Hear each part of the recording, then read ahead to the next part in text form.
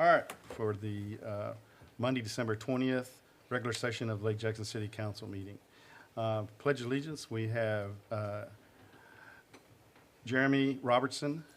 Jeremiah, sorry, I wrote the name down. Jeremiah Robertson, who is a grandson of John Baker, Councilman John Baker. He's going to lead us in Pledge of Allegiance.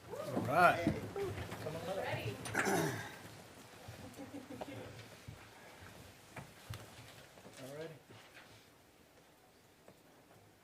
Pledge allegiance to the flag of the United States of America and to the republic for which it stands, one nation, under God, indivisible, with liberty and justice for all. Now do the Texas. Honor the Texas flag. I pledge allegiance to thee, Texas, one state, under God, one and indivisible. Thank you. Thank you very much. Woo. Pressure. Invocation will be led by Councilman John Baker. Let us pray. Dear most Heavenly Father, thank you for this day, a day that we'll never see again. Thank you for blessing us to get here safely. And then, most Heavenly Father, as we get ready to make decisions for this great city, guide us, bless us to make positive decisions for the citizens of this fine city. And dear most Heavenly Father, bless our first responders, our firefighters, EMS, and our law enforcement as they do their daily job protecting us each and every day. Now, most Heavenly Father, we know that you are the reason for this season. And just bless us and keep us and watch over us each and every day. In Jesus' name we pray. Amen. Amen. Thank you very much. Next item on the agenda is visitors' comments. This is an opportunity for visitors to make comment to council on an item that is not on the regular agenda. Is there anyone in the audience that would like to make a comment to council? All right, seeing none. We'll move to presentations. We have a presentation for Jackson Hopkins on his Eagle Scout recognition. So, Jackson, if you want to join me up front. You good? Got it. Thanks.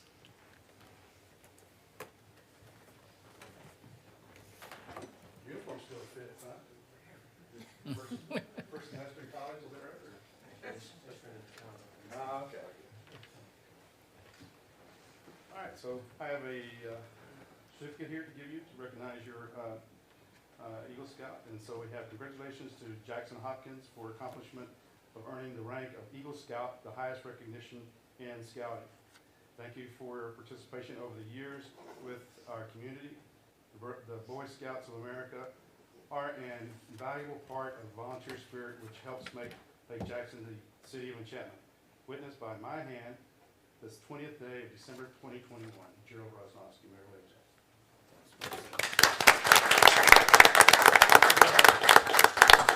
Let's get a picture and then you're going to have the opportunity to talk. I know you love to talk. Let's get a picture. Okay. Council, if y'all want to stand up behind them, great.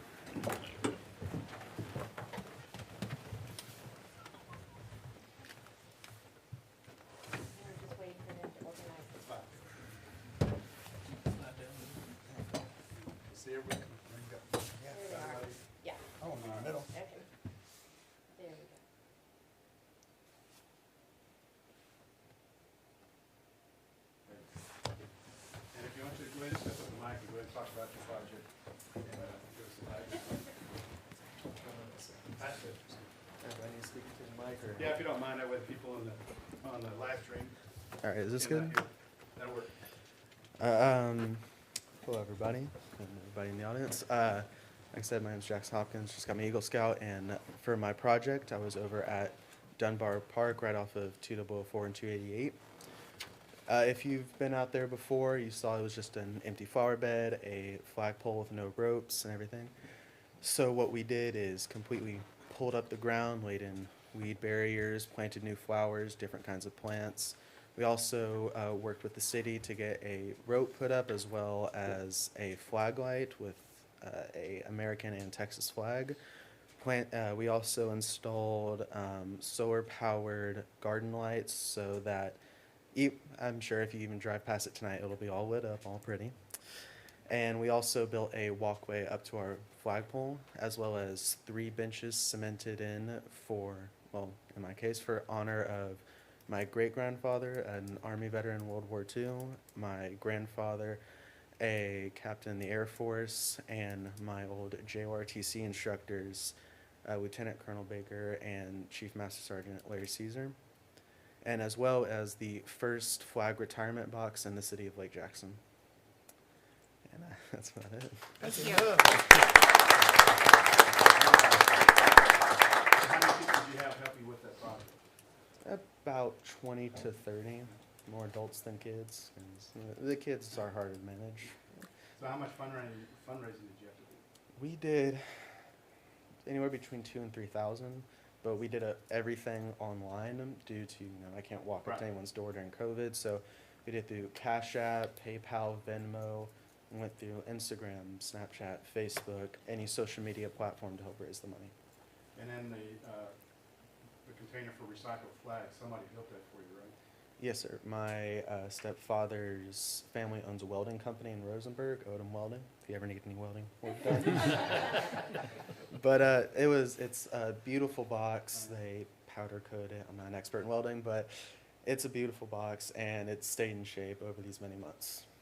And how often do you check the box for welding flags? I've been gone, of course, these past few months for college, but it'll fill up in a week. Oh, there. I never knew there was that many flags. Where are you going to school? I'm at Texas A&M International for 1 year, and I transfer over to Texas A&M College Station. Gig 'em. That's right. What do you plan on studying?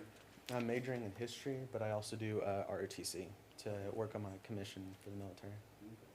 And what armed forces do you want to go into? Right now, I'm stuck with the Army. It's a good time. As soon as I get to College Station, I transfer to the Navy. The Navy. All right. Yes, sir. Yeah, that's right. That's right, because one of your mentors is, I met him at opening day, and he's a merchant marine. Yes, sir. From the Merchant Marine Academy, like my son is. Yes, sir, So Mr. that was pretty cool. Mr. Reinhardt. Yeah, yeah. So he actually knew Nathan, so that was good to be Oh, in touch with. Yeah. I didn't know that. Nathan was going out whenever he was coming in, so Nathan saw him as a freshman. Oh, poor him. All right, all right, well, thank you very much. Yes, sir, thank you. Congratulations. Good job, Mom.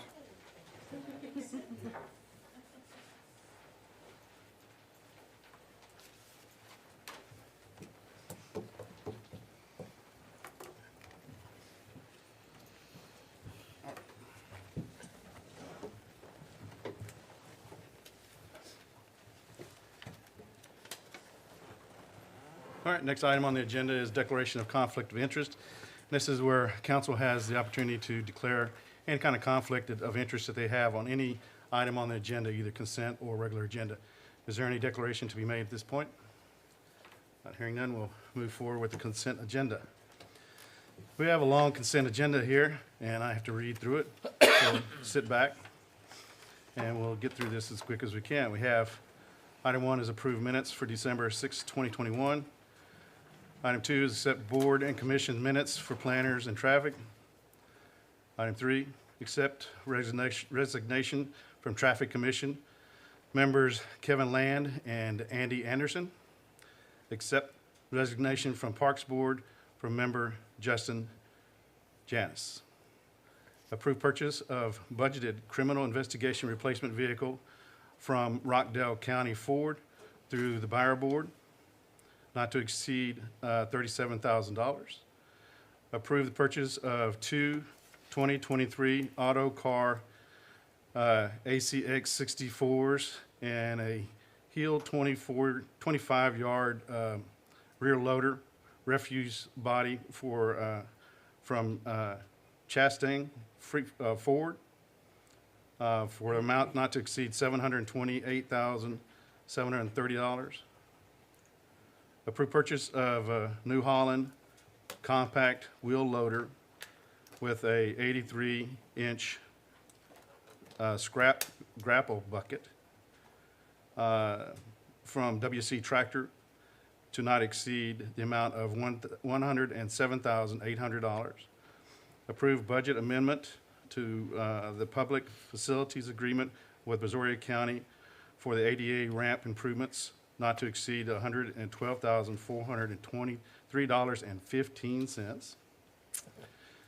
Approve amendments to the public facilities agreements with Brazoria County for Lake Jackson street improvements for a budgeted grant amount of $137,576.85 and performance time of 17 months. Approve BISD request for reimbursement from the PEG funds, that's Public Education and Government Fund, and an amount of $61,055.05. Item number 11 is an ordinance amending Chapter 98, Traffic and Vehicle, to better define the types of parking surfaces allowed in residential yards and to eliminate the special event exception, second reading. Ordinance amending Chapter 98, Traffic and Vehicle, to prohibit U-turns at the intersection of the eastbound lane of Orchard Creek Drive and Sandalwood Drive, second reading. Is there any item that council would like to remove for further discussion? Hearing none, I'll take a motion on the consent agenda. Mr. Yeah. Mayor? Move for approval on consent agenda, item 1 through 12. Second. Okay, we have a motion and a second. All in favor, say aye. Aye. Any opposed? All right, regular agenda. Item 1, we're going to move into a public hearing to consider amending Chapter 110 zoning to add tattoo studio as a permitted use in B2 Central Business and C1 Commercial zoning. We'll move into public hearing. We're moving out of regular session at 6:42 into public hearing. Mayor, City Council, as per your request, we met several times. This went to the Planning Commission to have their public hearing.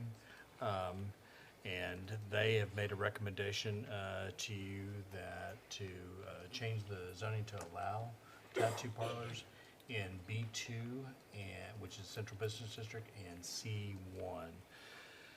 Milford, is there a map that we have in the packet?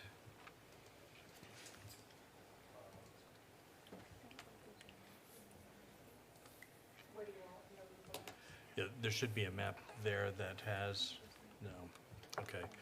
We did have a zoning map that would show you kind of where B2 and C1s are. The B2 predominantly is downtown. It also includes that side of the highway across where the Denny's shopping center is. It also includes I would say where Walmart is B2 as well, and there's a drawing of it that shows our zones. The red? The red. So that is B2, and then C1 is, without my glasses on, is, what color would you say that is? A light shade of green or, so, yeah, Milford, yeah. That area is the mall, that is C1 on there. And you'll see a small portion of C1 in the downtown area, and that was because of the old lumber yard that was there. Where the CVS is right now. Where the CVS is now. When the lumber yard burned down, we didn't change the zone. That remained C1. So there's a small portion of C1 in the downtown area.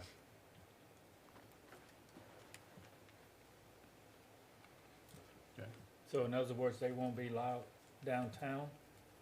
No. Now, if council was agreeable to the planning commission's recommendation, you would approve B2 and C1. Okay. So the red and the teal. Okay, the teal, red and the teal. and the teal. So it's almost all of our commercial area, Okay. that we have. Their one area that they didn't want to do would be B1, which is near are next to neighborhoods. Right. And stuff, so it's mostly of our commercial areas. Yeah, and then they didn't recommend any kind of additional requirements or restrictions on their operation. Like at one time, there was some possibility of hours and all that They kind of discussed stuff. hours and stuff and some signage, but they didn't make any restrictions on there. There was some discussion on signage, and the thought was that if there wasn't any, interest in making that portion of the ordinance stronger, then go to that and make it apply to all businesses. Right. Versus just one. I think they did talk about midnight as the time instead of 1 o'clock downtown. They did discuss that, and they decided not to. About 1 o'clock, it's just midnight. Right, and I think the owner is all That's for that. agreeable. I think, planning commission pretty much had said that they had only really had that restriction for the businesses that were close to neighborhoods, but they didn't have that restriction on any other business, so they didn't feel that it was appropriate to single out any one particular business in the B2 or the C1. So did the owner give us any hours that he was gonna be open? How are y'all?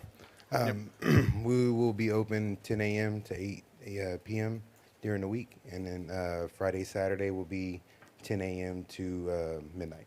Okay, And thank if you. you remember, this is Mr. Cantu who's made the request. How's that right now? Thank you, sir.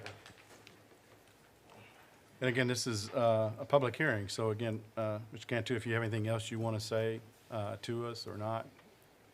You pretty much said everything. Yeah, I don't know if you want, if there's anything to add, but if we have any questions, we'll come back to it. Is anybody else in the audience that have a question or want to comment on this item? Okay. Council, is there anything else? No, sir. Okay. Just to add to that, that we do need to address the sign ordinance, not specifically for this business, but in general. In what particular way about? Just the lights, lighting, just general, lighting in the windows, sort of flashing lights, et So cetera. we can put that on an agenda after the new year. Right. Okay. And Because refresh, I know other people have concerns about like I that. said, refresh my memory too. Do we do signage by zone or is it just in general? No, it's by residential versus commercial, basically. Okay. All right, so we'll go ahead and close the public hearing at 6:47, and we're back into regular session, regular agenda item 2 is ordinance amending chapter 110 zoning to include tattoo studios as permitted use in B2, central business and C1 commercial zones, first reading. I'm going to read that. This is an ordinance amending Chapter 110 zoning of the City of Lake Jackson Code of Ordinances to amend B2 Central Business and C1 Commercial to add tattoo studios as a permitted use, providing that all ordinances or parts of ordinances in conflict herewith shall be repealed to the extent of the conflict only providing for a penalty and providing a savings clause. All right, I'm open for a motion I'll make a motion to, to amend chapter 110 zoning to include tattoo studios as permitted uses in B2 and C1 zones. okay, we have a motion, I need a second. Second. We have a second. Any further discussion by council? Hearing none, all in favor say aye. Aye. Any opposed? All right. So it'll be coming back next council meeting for second reading. And second reading will probably be in part of the consent agenda, as you saw tonight. All right? And so that's where we're at. So we're moving forward. Is it 2 Mondays? And our second meeting It's is on the 3rd, January. January 3rd. January 3rd. Monday? You're almost there. Yeah, go ahead. Yes, sir. I actually just had one question.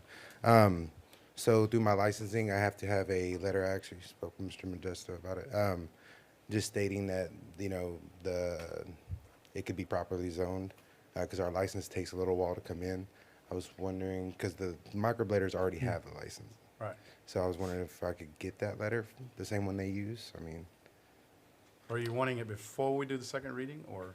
I was just wondering if I could get it. I mean, if I have to wait, that's fine. I was just You wondering. need to wait till the second reading or Okay. else it wouldn't be a correct letter. Okay. Yeah. All right. Sorry. I was just asking. Doesn't hurt to It ask. don't hurt to, Yeah. All right. January 4th. 3rd. No, January 4th, I can write a letter. The 4th, he'll I write. may be able to write a letter. You may be able to, yeah. Thank you. Office opens at 8 o'clock. All right. Good night. So we're going to move on to item 3 is discuss and consider request for $2,500 to advertise in brochure for the National Pan American Golf Association for the National Winter Meeting and Golf Tournament being held in Lake Jackson on April 1st and 2nd, 2022. Mayor, City Council, I believe Mr. Luna is here representing the Pan American Golf Association and has a request. Thank you Yep. for allowing me to expound a little bit. I want to, first of all, just kind of remind you guys that we're with the Pan American Golf Association. We've been in existence since 2006, I believe, 2007. And we came to y'all about 6 or 7, maybe 8 years ago, Victor? 2010, 2017. We did, but only once have we come back to do this. This is a brochure that I wanted to show y'all. This is what we did last time. Y'all allowed us to, we did a full page ad. This is a brochure that we're gonna have to do again. This is per our national bylaws when we do a we won the bid to be able to host the 2022 winter meeting, what it's called, and that's the smallest of the national tournaments because we're a smaller city. So we won the bid, and we're going to do it right here in Lake Jackson as we did back in 2007 when we did it, 2017. Let me just show you this so that you'll see. Sure. You just pass it around. We did this for y'all. So how many Give us the opportunity. mailers do y'all do? How many do y'all?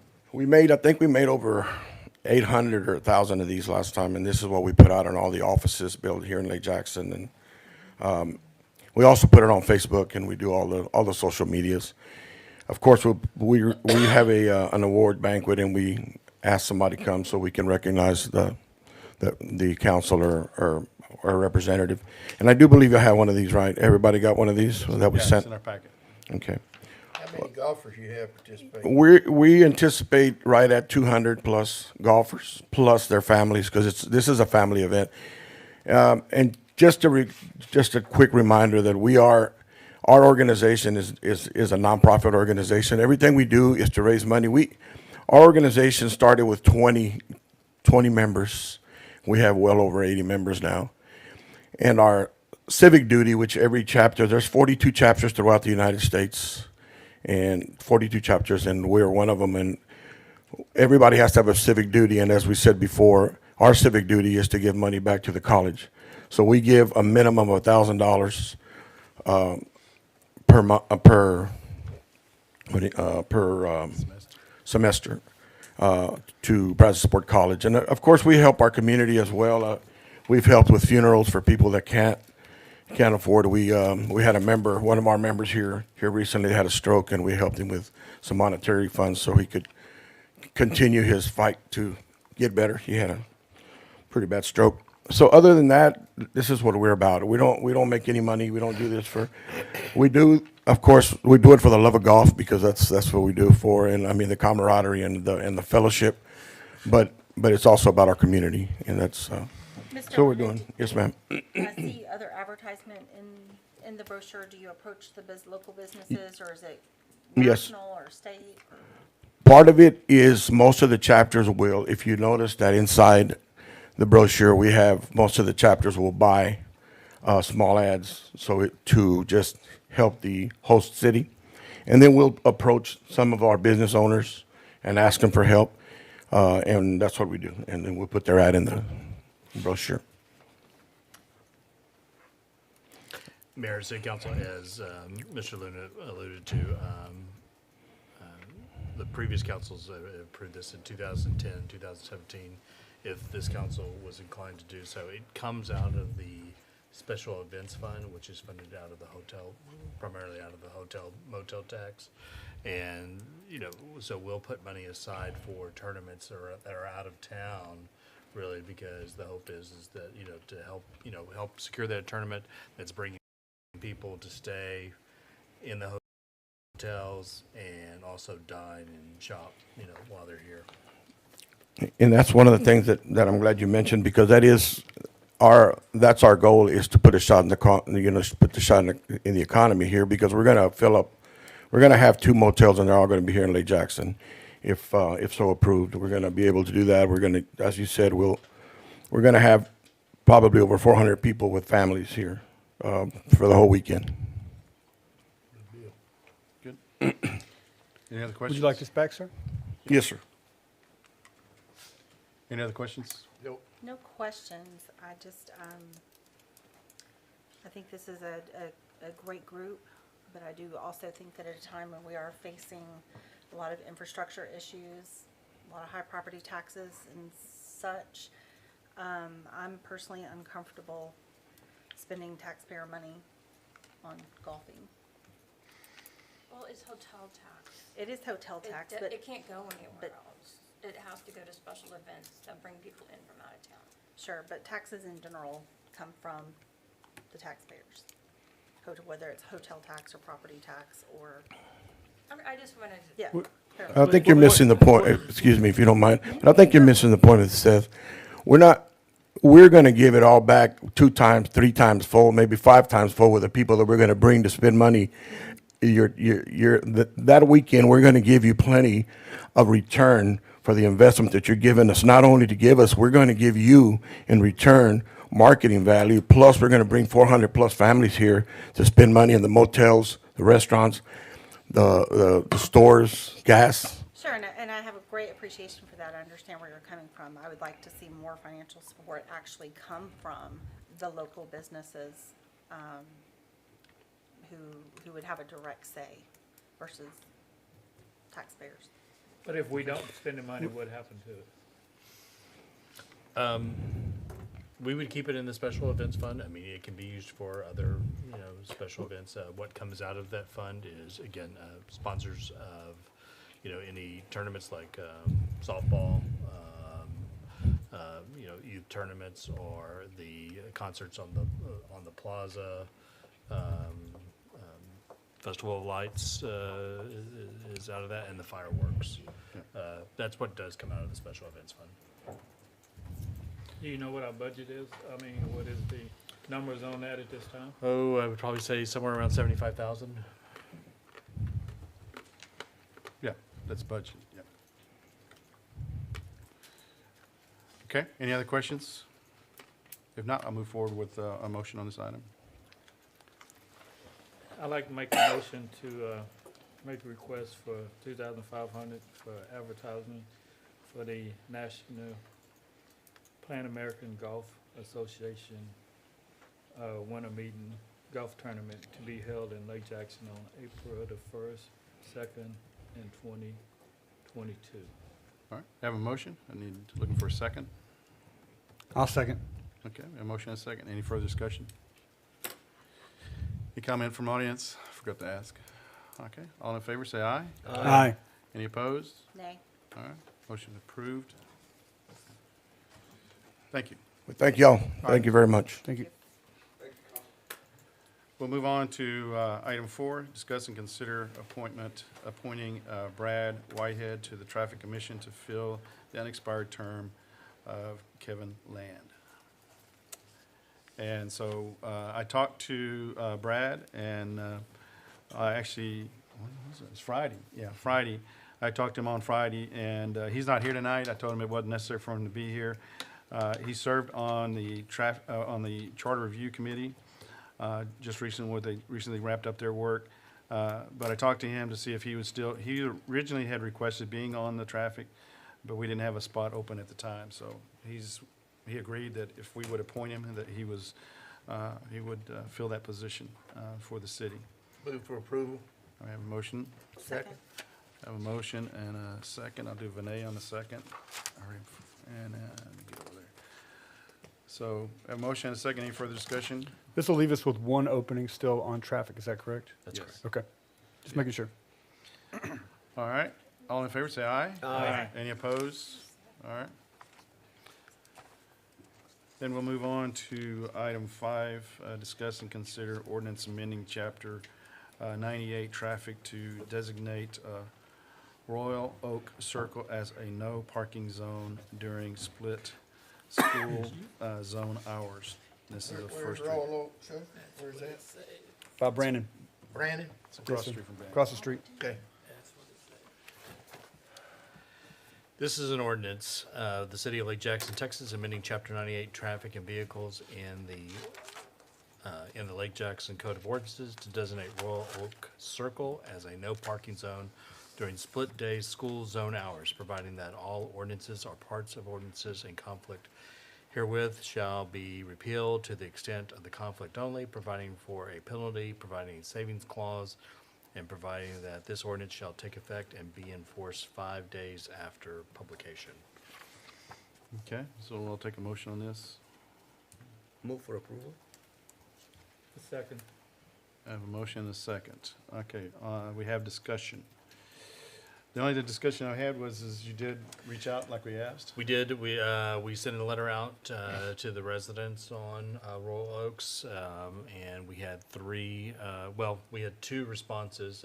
I'm saying the affirmative response was the initial lady who had made the request, but we had 2 other responses. One, I believe, is a letter in the packet expressing that there wasn't a need, and I think there was another, was a phone call that thought that there wasn't a need. So we have 3 people who have expressed their opinion, and everybody else saw out of 8 homes, and then 5 are silent. And so I don't know what the right answer is, but we wanted to make sure at least that everybody was aware that there was a request made and council is considering this. And then we kind of showed you an example that we sent out to the residents of a drawing, if council approves this, where we would put signs up. Yeah, and, one of the comments that we got in writing is about that it's for such short periods of time that they just didn't see a need to yet add another set of signs out by Best Brandon, which all our schools are covered with signs right now. So that was the comment, was that they really didn't see that for that short a period of time. I mean, you're talking about people sitting there for maybe 30 minutes waiting to pick up a child. And I don't think they were seeing any major stack up in the neighborhood either, so. So any of these homes that we looking at, are there any of these rental properties? Because a lot of times these notices go to the property owner, which is not necessarily resident at that place. So one of the reasons sometimes we don't hear back from them is because, they never really get the information they really need to voice their opinion. So I'm just concerned when you don't see enough response back from an area. I just want to make sure. That's a very good question. I think we had one, we sent them an address. I think we had one where it didn't have a match. And it was the parents owned the home and the daughter lived there. Everybody else, it was a match to what was on the tax rolls. Okay. But Did I- You three, said you three sent of 8 the out, 8. 3 We sent replied? 8 out and 2 replied. 2 replied. But And the that's from memory. I could be wrong. I thought we specifically caught that where there wasn't a mat somewhere, but we'll double check that. That very well could be. There could be a home or 2 that it was a renter. Oh, okay. Okay. Okay. And I'll say, I was liaison to this board, and I was there for these discussions, and what I recall from them was that, we had this similar issue at Cedar, which was across from Roberts, right? Yes. And they were stacking up there. And in that situation, they were sort of jamming up, as I recall, the driveway for the Imagination Station. Yes, and then where our crossing was. Right, and the crossing, and then it was believed that the primary purpose of the parents parking there was to avoid having to wait in the stacking lanes. For Plantation, it resulted in kids having to cross Plantation, which is Right. multiple lanes wide and a much higher, speed limit and all that, than say in Anchusa. But but we had that problem there, and we did it, and it worked, and traffic was involved in that. And then I think that general sentiment plus combined with the fact that Tanager, which is here, and Arrowwood, which is the next one, they all have these signs. But those signs existed when the school was all the way down on the other side, and there were no stacking lanes, so those became the stacking lanes. And I'm not sure that same fact pattern is present here, but those were largely the concerns, the kids having to cross unnecessarily Anchusa because their parents don't want to wait in the stacking lanes, combined with, just generally being in people's way. But it's not the same. Certainly Royal Oak is no plantation, right? It's very different. So that's just some of the sentiment that and from that discussion. Well, did y'all have any traffic, your hearings or your meetings? Did you have anybody from that residential come to y'all's meeting? I believe they did, yes. And there was also, and I'm maybe getting them confused or conflating the two, but during some of those same discussions, there was, so this is 51. So this used to be the end of the school zone right here. The sign was right here.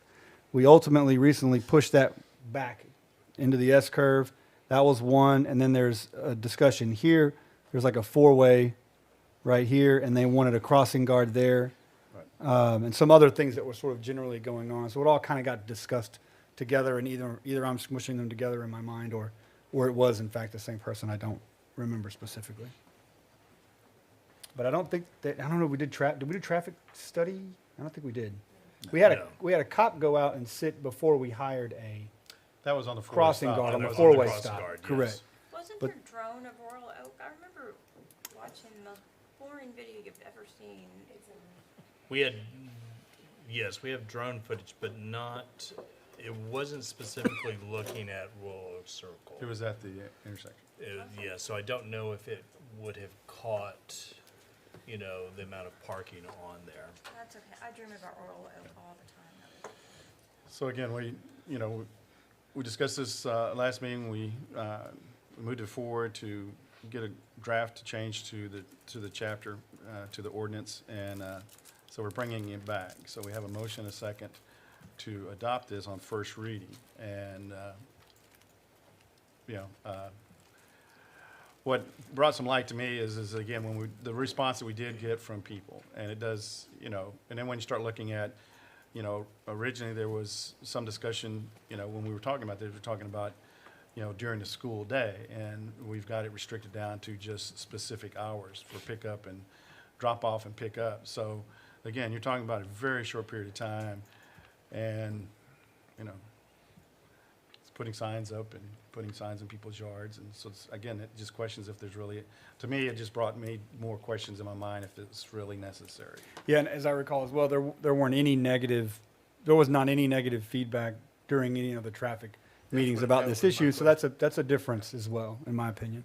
That was my point. Right. Staff can send out another letter to the residents, giving them one more chance. We didn't specifically ask them to vote, but we asked them to give an opinion on it. And if they're in the emergency call system, we can also send a phone call to their addresses if they're registered. So who brought this to the forefront? A resident that lives more at the end of the circle than at the beginning. This negative feedback, I guess, is that I would be interested to know if it was 51 and 52, or the places where the signs are going to be versus Yes. somewhere down here. Do you have a read Yes. on that? Yeah, they were 54 and 52. So these two, Yeah. because they'll certainly be burdened by it more, I guess, than the folks at the bottom. I guess I don't know. I might have to think about that. Yeah, so we're going to put, so where the yellow dots are is where we're going to put signs. It's interesting too because both of their driveways touch Anchusa, Right. so they don't drive down Royal Oak to get to their house. Right. So this person, if there's a car here and a car there, like we all know, it could be tough to get in, and the kids running around back and forth behind cars, and But So there'll only be two signs put up. There's three. Three? Yeah, there's one down at the bottom of the circle, Okay. it's just Yeah. further down. Oh, yeah, you're gonna kick off the whole thing. Yeah. Gotcha. So, So it'll be 2 signs for just eight residents? 3. 3 signs. Yeah. And usually, There's a again, third one at the bottom. Yeah. as I had, informed the mayor, we really tried to do these from a lesson learned, so that we don't, just surprise everybody from a request, and even though it may seem reasonable, all of a sudden, we put up signs and we have a number of residents are upset that I didn't want the sign in my yard, and then we're fighting, trying to find a spot for the sign. And then sometimes we have to say, you're going to get a sign. So, if the suggestion, or what Modesto, what you're saying is you could send another, We could send another letter, said, we missed, we didn't get, your opinion, and just specifically No, says. I'm okay with that. I just want to make sure that we're not mostly, if you all have matched it, it's not sending it to the property owner versus the person. And we could right? double check on that as well, And just to make that's sure good. that. I'm good with that, so I just want to make sure, so. We'll confirm that before the second reading to make sure that at least the, whoever is living there, received the notice. I guess my understanding of this request was not a safety request, it was an inconvenience request. There wasn't anything about a safety issue, it's inconvenient for these short periods of time for vehicles to be parked in the yard, parked in the street. But, somebody I guess where I'm coming from is somebody could be having a baby shower down the street and you're gonna be inconvenienced too. But it's not every day, I understand. But anyway, so, So help me understand that the cars are parking in the culture side, they're waiting for the kids to, avoid getting into. Yeah, I think most of them though park right in here. They don't drive all the way down. They're really just waiting for the kids to walk across Anchusa, so they don't have to wait in the line with 50 other cars. so why would we need the third one all the way down Yeah, at the? maybe we culture should side? not put this sign. Yeah, so why would we need the third one down there? Is that to keep people To from block saying, off the "Oh, whole street. Right. Because move if down the line." they'll park here instead, or here. Make it inconvenient, they won't park anywhere, so. I mean, it doesn't matter to me. We can always eliminate a sign. Yeah. all right. So we have a motion and a second on the first reading, so are we ready for a vote? I'll take that as a yes. I'll take, all in favor, say aye on the first Aye. reading. Wait, what exactly are we voting on? We're voting on the Clarify first that. reading of this ordinance, and this, to To change put the the ordinance signs up. is to put the signs up, and to designate these times for, no parking. Understand if we don't take it on first reading, the issue is dead. We can't bring it back up again? Or we just have to start the whole first reading again? But the, You have to start the whole process all over. but if this passes, then on the second reading, can we will have stop had an opportunity to send the letters and get more feedback. That's correct. And Okay. if we didn't want to do it then, it can be killed. Correct. Correct, But okay. we sent out 8 and we got 2 back and both of those were negative. Right. If I understand it right. And a phone call. And a phone call. So 2 of the 8 that really cared about it sent us something. The other 5 said, well, Don't really, it ain't no big deal. So Well, That's really, what I'm there's looking only- at. There's only 4, because one of those houses is the one that brought the complaint. So it seems like it's a 3-4-1. but the 2 I see here, they're against it. Okay. all right, so again, all in favor of the ordinance, change the ordinance, say aye. Aye. Any opposed? Yay. Yay. All right, so it's approved on first ordinance, first reading. And we're going Alright. to follow up, right? Yes, we'll send out another letter. I would find that very helpful. All right, so we're going to, item 6 is discuss leasing the old animal shelter building to the SPCA of Missouri County, Modesto. During our discussions with the SPCA while we were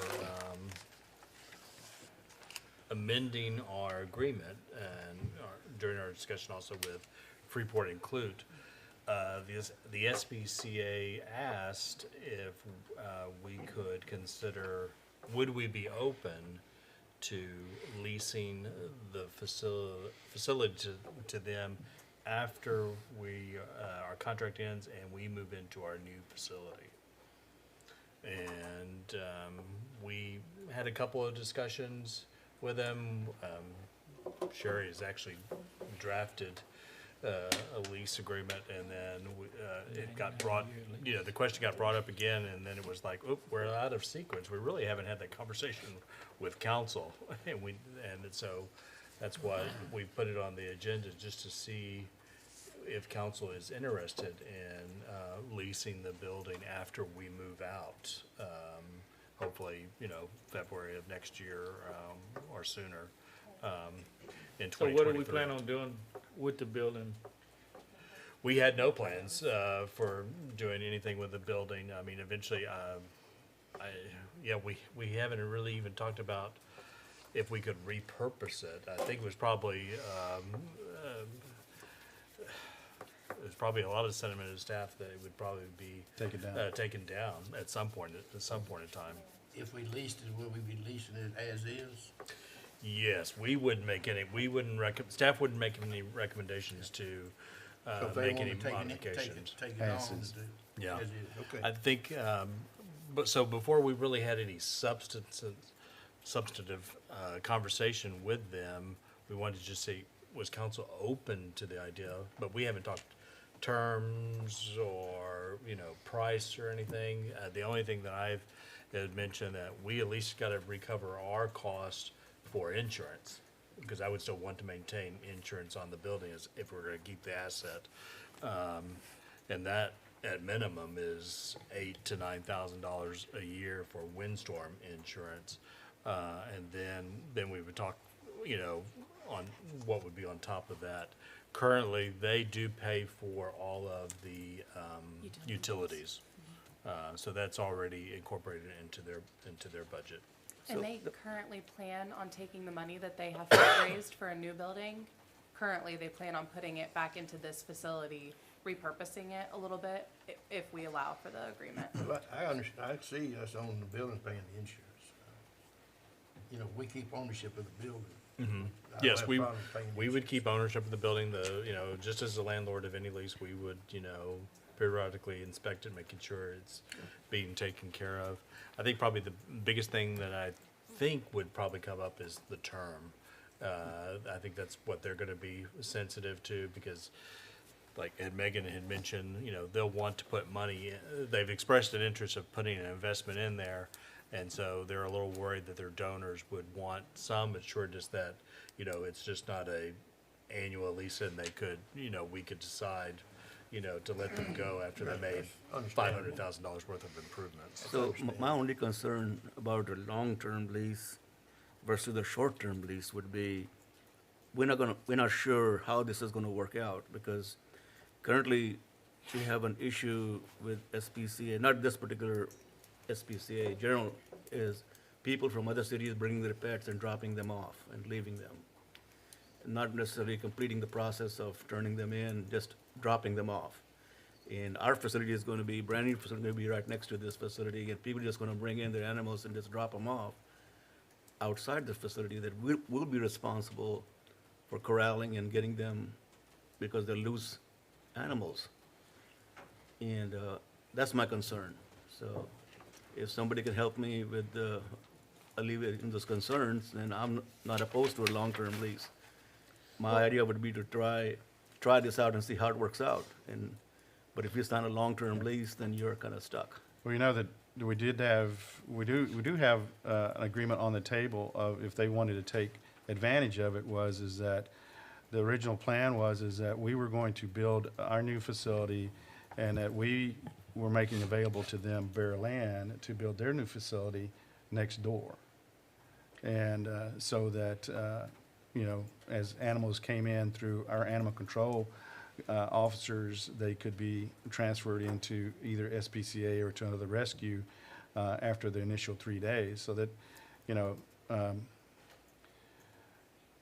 even if even if SPCA wasn't there, if we do a good job, like I expect us to do, of being good stewards with our facility, is people are going to know that our facility is there because they're going to come there to reclaim their animals.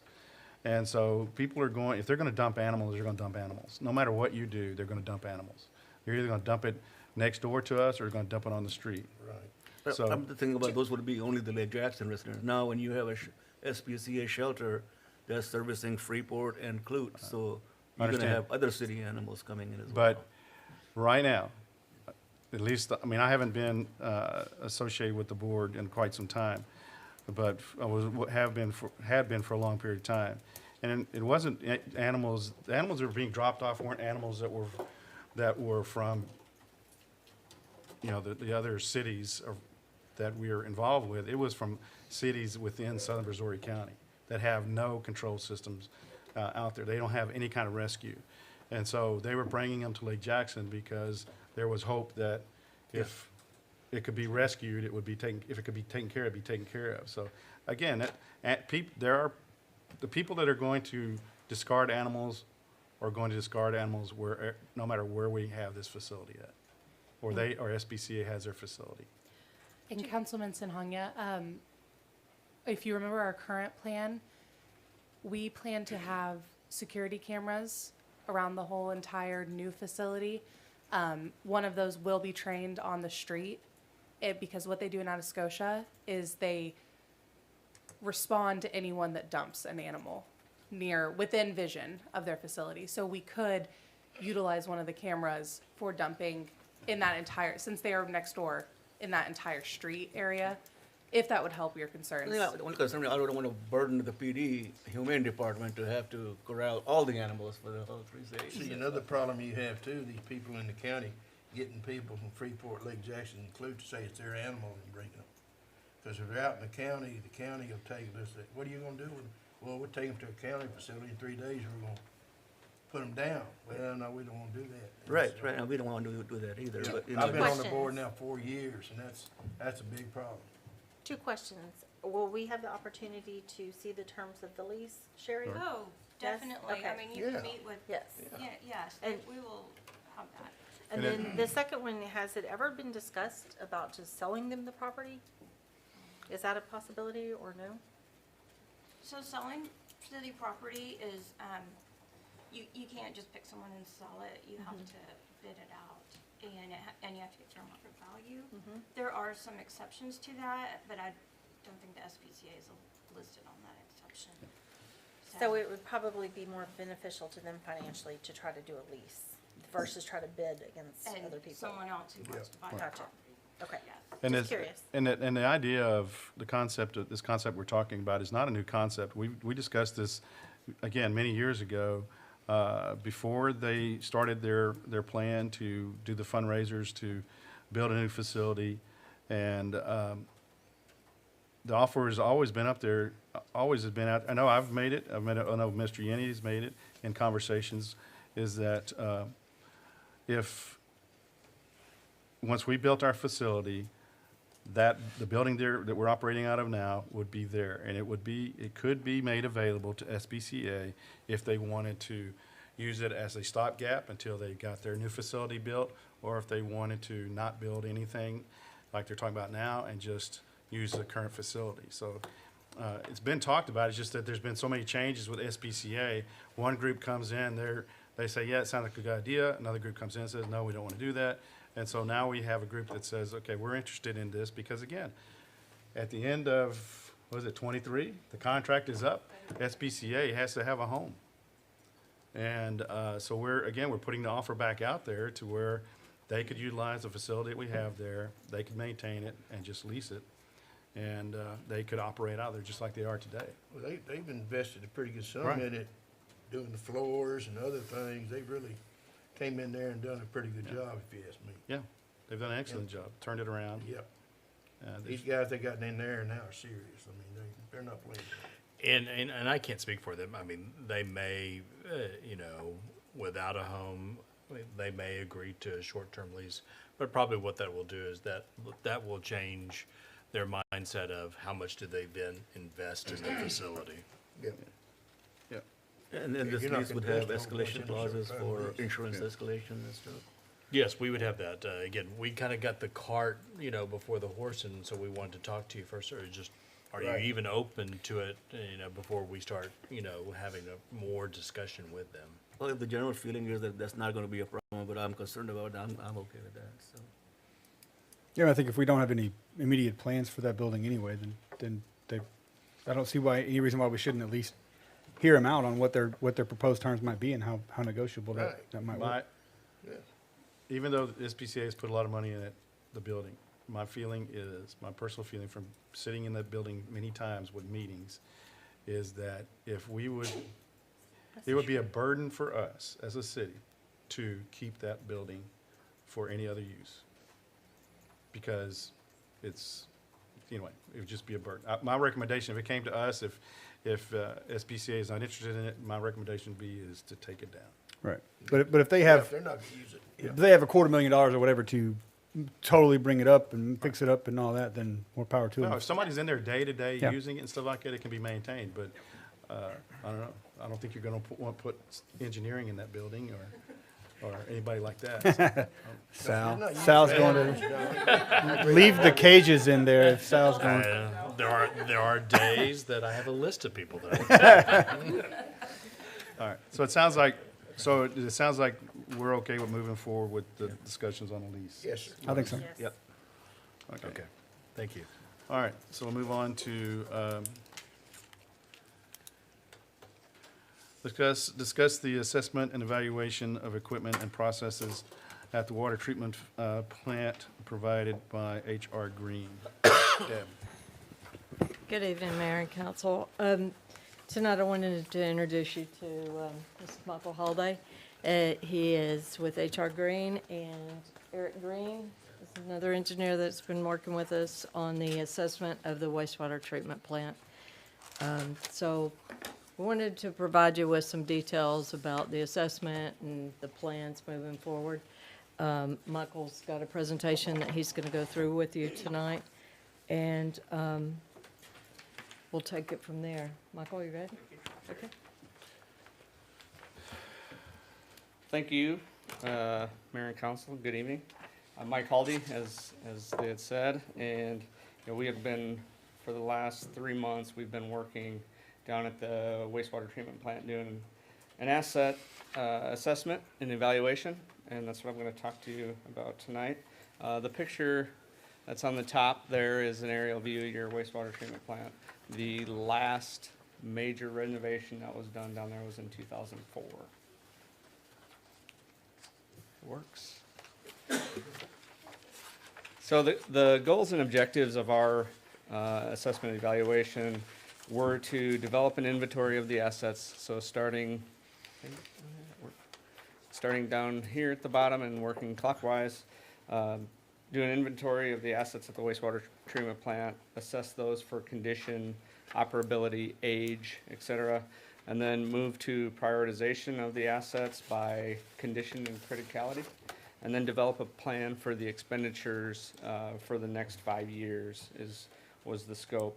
And then we would provide a tool then that the city would be able to either utilize themselves or we could help reassess that then beyond the 5 years. So the goal is to make the wastewater treatment plant sustainable for the next 5 to 30 some odd years.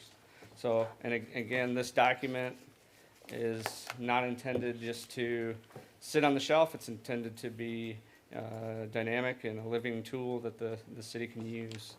Much of the background for this and the guidance that we use to develop this is there's a guidance document through the TCEQ.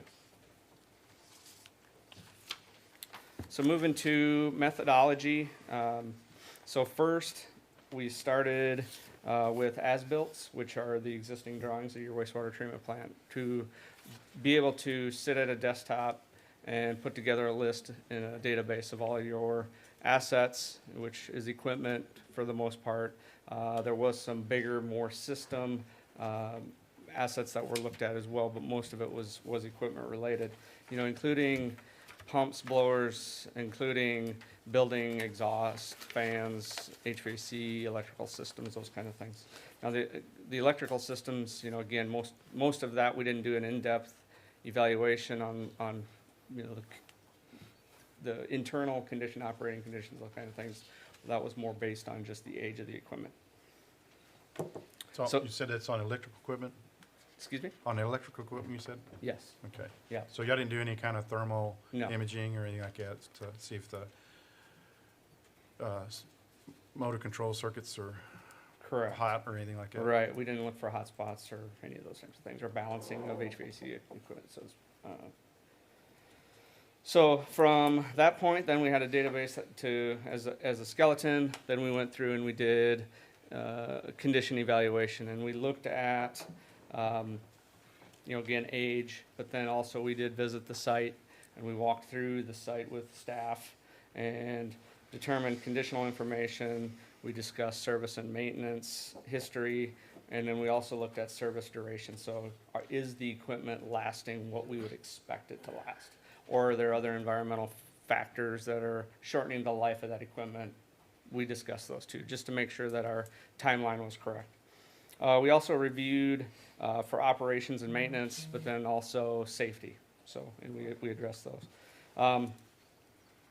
The discussion also identified problem areas of the plant where, you know, there's high frequency of repairs, you know, known issues. We also included those in here as well.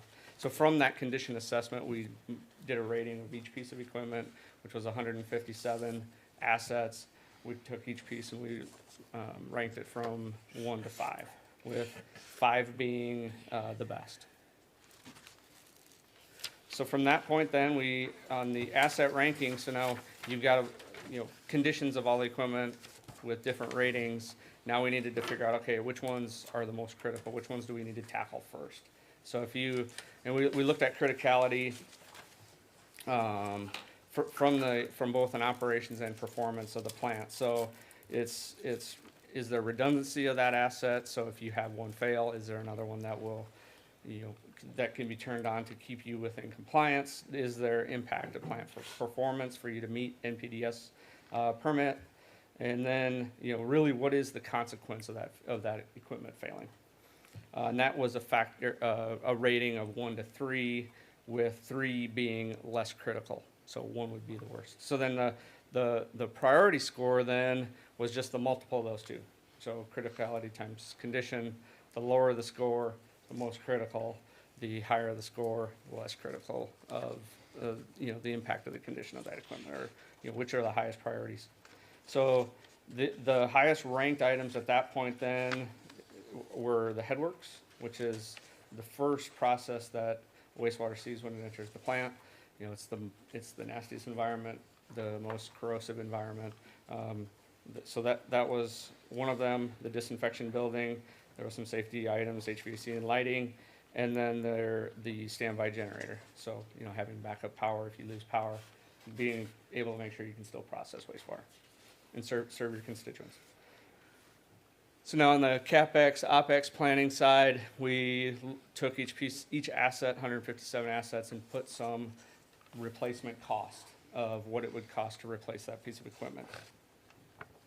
So the assessment identified the levels of needs, both on the improvement scale, but then we also had discussions with Modesto and Debbie as far as, okay, from a planning perspective, how much can we plan per year to make improvements so we can schedule that out. And so what we came to be is on the capital side, roughly about $1 million a year. On the you know, maintenance side, which would be like if you wanted to replace a pump, you know, about $250,000 per year. So that's what we used on the planning side. And then on the implementation, we put together a 5-year plan showing the scheduling of those replacements. So again, at the end of the day, if you had X amount of dollars, what would be the best way to spend that money, get the most impact at your plant, you know, making sure that you can still provide the service. The last 2 steps then that we looked at is on the optimization side. So are there opportunities that if we're doing an equipment replacement or capital improvements project, are there things that we could consider, or you all could consider to improve that process instead of just replacing like in kind? So, adding VFDs to get energy efficiency on pumps, adding higher efficiency blowers, for instance. So we identified all of those as well for things to consider then moving into the future. So to finalize the evaluation then, multiple meetings with city leaders, Debbie and staff, to get their comments, and those were all incorporated to wrap that document up.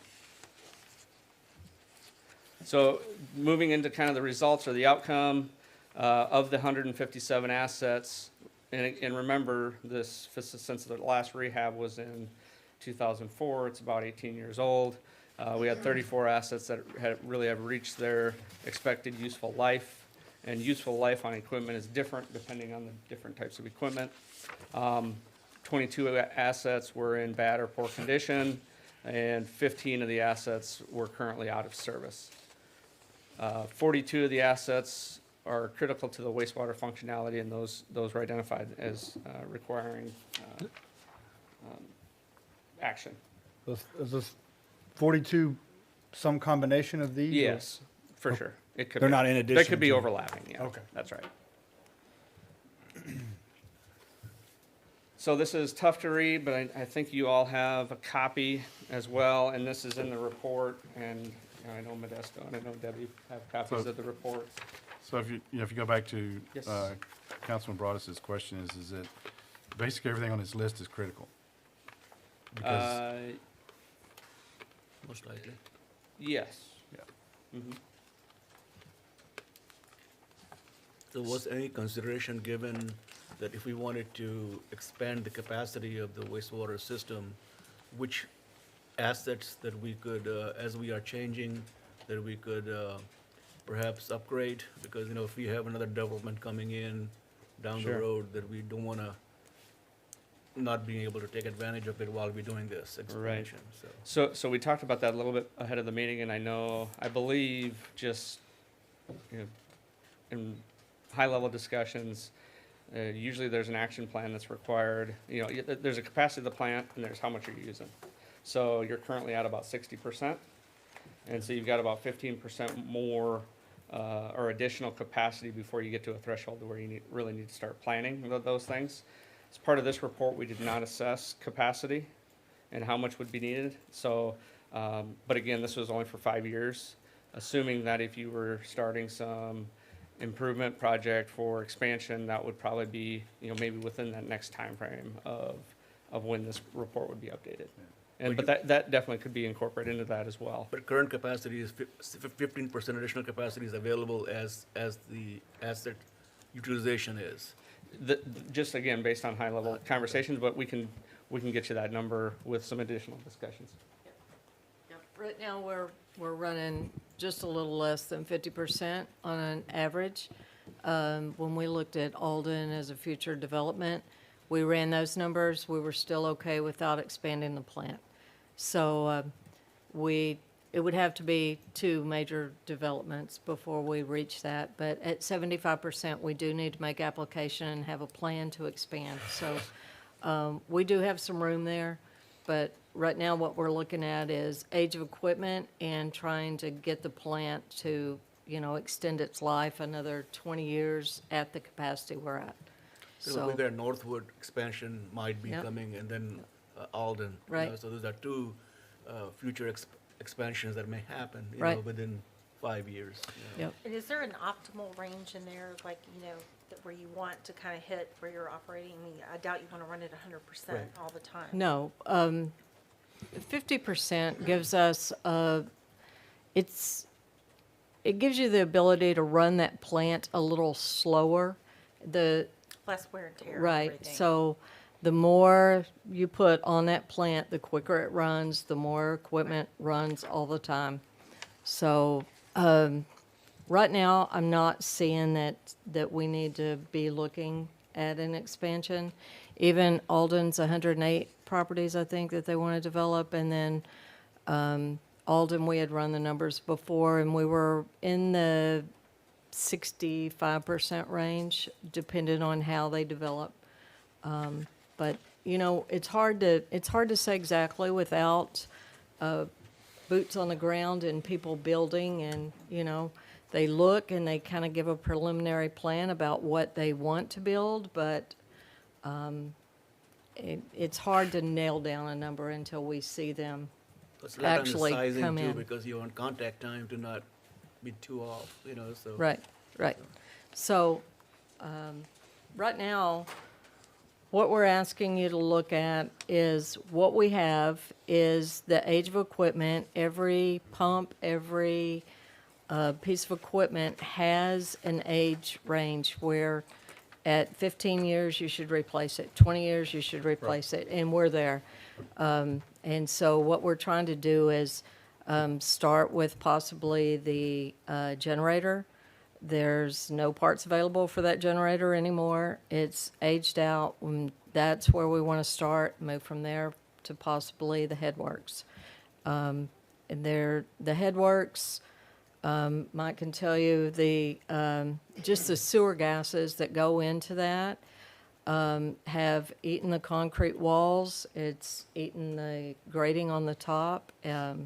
The equipment, you can see it, sewer gas just eats everything up after a while. So that would be the recommendation of where we start this. But as he goes through this with you, he's kind of got it laid out into chunks of money and, you know, how we can do this most effectively. So, you want to continue? Sure, thank you. Sorry to digress.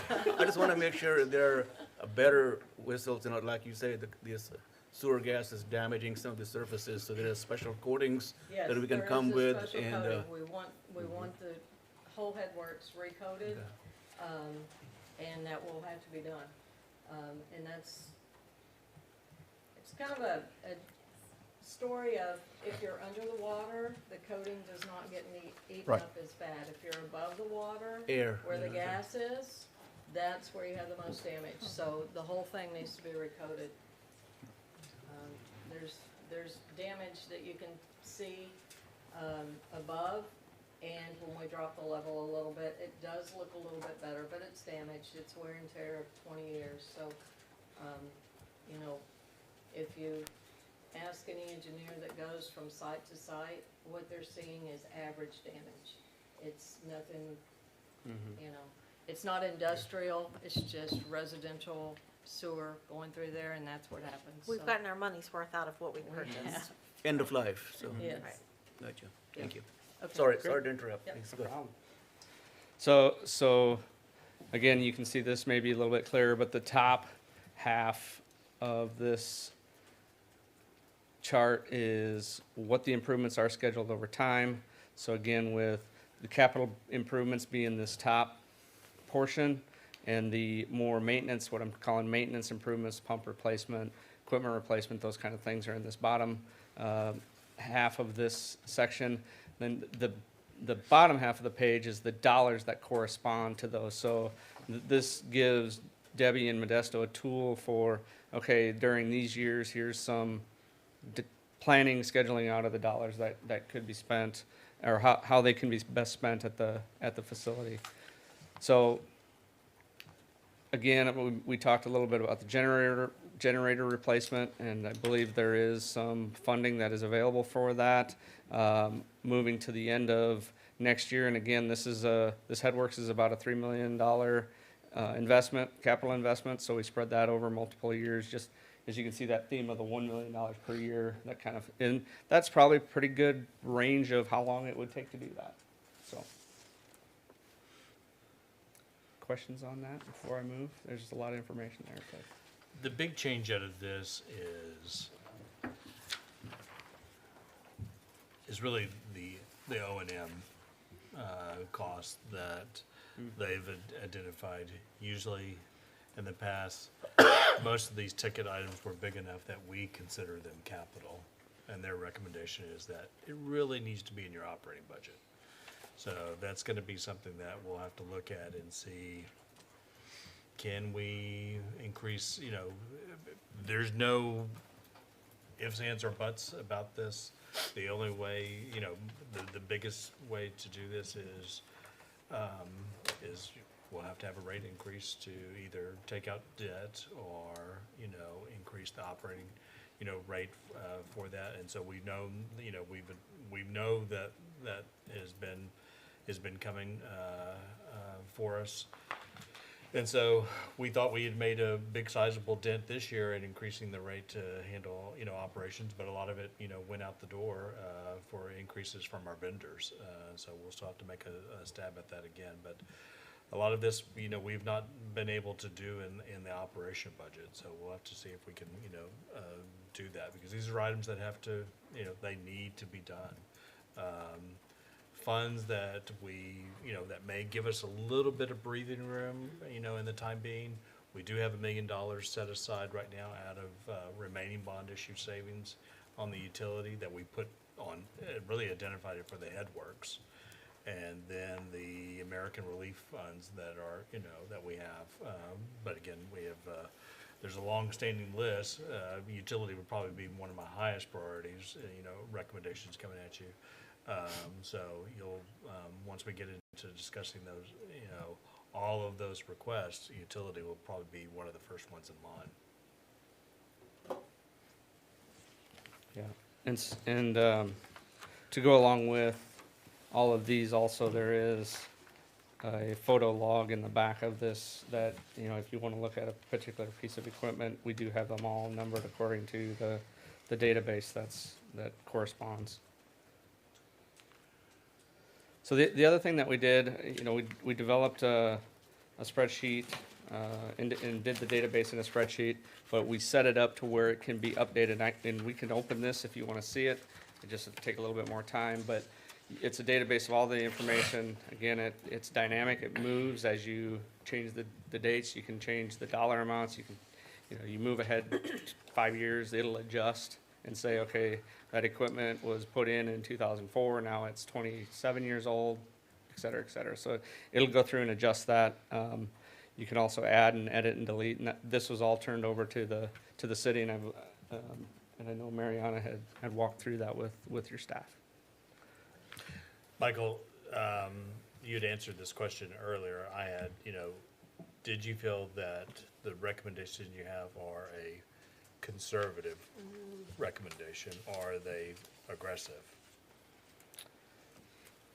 So they are, I mean, again, I want to work within the level of redundancy that is required of the plant. So again, I like to see redundancy because that's what the requirement is. But now with, like Debbie mentioned, with you being at 50 to 60% capacity, you've got 6 blowers out there, and you know, you only need 3 to meet the normal daily demand.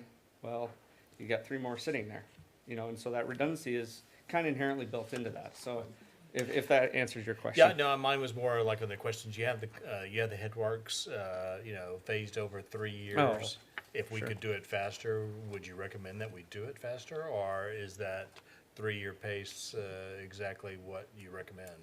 So from the start of that project, from design through construction, you know, that probably is a good timeline for that. Now, if you had more money and could bundle other improvements as part of that, maybe do the electrical at the same time, you know, there may be some economies of scale, you know, doing those kind of things all at once. And obviously, there's some things that were still critical, asset improvements that were critical, that we did have to, just because of funding, we did have to move them further on down, you know, down into the future. So if you could do those sooner, that definitely would be better, of course. Cost of inflation too. For sure. So summary again, you know, we developed a plan, an effective asset evaluation plan, provides a roadmap for asset planning and replacement to maintain the plant in compliance and good operating condition. Your plant is in great shape. There's a lot of value in that plant still. So, I mean, it is 20 years old, but there's a lot of structure that, you know, again, design life, maybe for mechanical pieces of equipment, 15 to 20 years. For structures, concrete, probably 50 years. So again, there's a lot of value in that facility, and it's in good condition, generally. And